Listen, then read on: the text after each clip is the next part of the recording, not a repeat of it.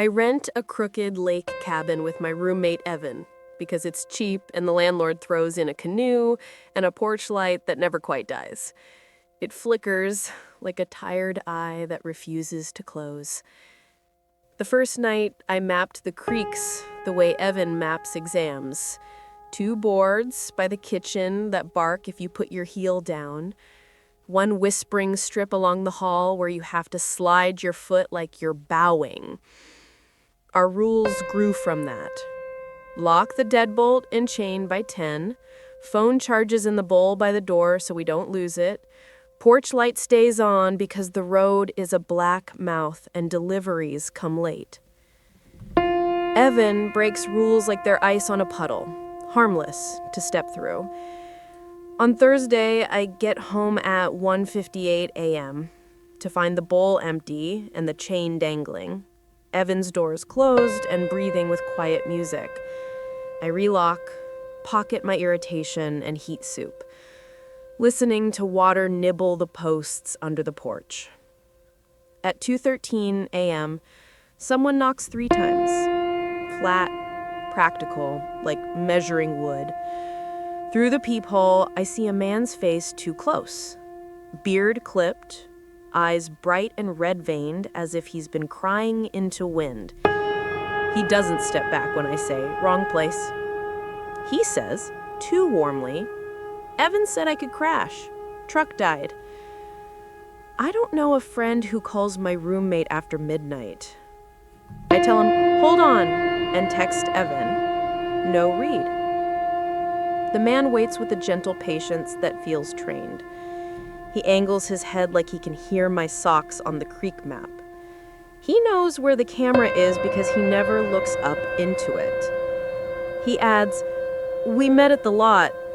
Blue Tacoma? You helped?" Evan mumbles from his room when I knock. "Tell him come back tomorrow." He says it too soft for the front door to hear, which tells me he doesn't want to own the refusal. When I return, the man's eyes are closer to the peephole. So close, the world becomes his sclera. "Porch lights buzzing," he says, like it's small talk. The chain is on, deadbolt set, but the door is old. If you lift and shove, you can bully it. I picture the rule about phones in the bowl and realize my battery is at 9% because I broke the rule too. "There's a motel 5 miles, I offer. "No cash," he says. We listen to each other breathe. Down the hall, the whisper board sighs though no one's on it. I could be hearing the house shrink in cold. He knocks once more, knuckles careful, and says my name. I hadn't given it. I step back so he can't hear floor notes. The porch light hiccups twice and steadies. I think of another rule. If the light goes steady after flickering, wind moved the cable. But there is no wind. The man lowers his voice. "You left the canoe loose." I had. I'd done it hurriedly at dusk. He must have walked the back path by the water.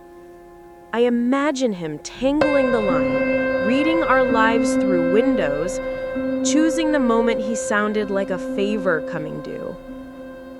I call 911. The dispatcher keeps me on while Evan finally opens his door, eyes sleep-heavy, saying, "I know him." Kind of, from the gas station. I told him to pass by if he needed. He's not lying, not exactly. Evan tosses invites like candy, expecting the night to sort out the polite ones. The dispatcher says officers are 30 minutes. We're far. The man sets something soft against the door. Through the peephole, I see a folded blanket, clean, as if this is charity and we're the ones in need. "It's cold," he says. "Let me just warm up a minute." Evan gestures like we can decide together, like a team. I'm remembering a trick from a podcast. Name a boundary like a rule carved in wood. No guests after 10. Come back tomorrow with daylight. The man laughs once. Not mean, like he's grading our courage. He steps off the porch into the dark and doesn't walk down the gravel. He slides along the wall where the porch light doesn't reach, and the cabin makes new sounds I've never heard because I've never been quiet enough to hear someone else weighing the place. Evan checks the back door, we never latch, and finds it propped with the canoe paddle. The chain on the front trembles. The door has taken a small weight. I whisper, "He's testing gaps." The dispatcher asks if there's a safe room. There isn't, but there is the hallway with the thin strip of whisper board. I guide Evan behind me and we keep the bedroom doors closed to make it look like no one's home but me. Maybe he wants the softer target.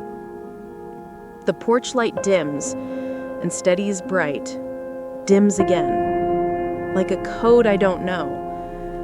I cut the living room lamp and the room becomes lake-colored. The man returns to the peephole, and I can feel his skin through the glass. His breath fogs it. "You changed the locks," he murmurs. And that sentence arrives with a heavy, unwanted fact. He's been here before. Maybe the landlord forgot a key he lent. Maybe Evan hosted him and then forgot to tell me. Forgot the way we forget that strangers remember us. Footprints appear on the back deck where the puddles are shallow enough to shine prints. The dispatcher says stay on the line, which organizes my fear. I take a frying pan and wish it were something less ridiculous. The man's voice moves to the kitchen window. "Do you still microwave water for tea?" It makes it taste like coins. Evan starts to apologize to me for everything he's ever been careless about.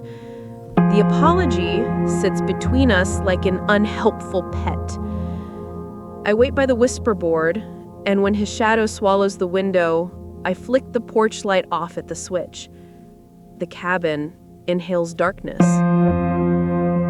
He hesitates, then tries the back handle, which, for the first time in 2 months, is locked because I finally set it after the knock. He hums 3 notes, friendly. Gravel grinds. Headlights bloom and slice the trees. A neighbor or ranger or the sheriff I didn't expect yet. The man pulls away from the door, and under that sudden honesty of white light, he is no monster. He's just someone who decided we are easier than the night. We watch him lift the blanket, fold it clean as hotel staff, and walk the road without hurrying. The cruiser crawls past, slows, keeps going. Maybe a second unit is circling. The dispatcher says someone's close. Evan and I stand with the pan and our rules restitched tighter. At 3:06 a.m., the porch light, without my hand, clicks back on, steady and bright like a decision made in the wall. By morning, we find a neat coil of line by the canoe, retied correctly, courtesy or signature. The chain has a new scratch where it was lifted enough to learn its sound. I changed the lock, but that night at 2:13 a.m., the light hums a little happier, and I understand the final rule I forgot to write. If a stranger fixes what he studies, he plans to come back to admire his work.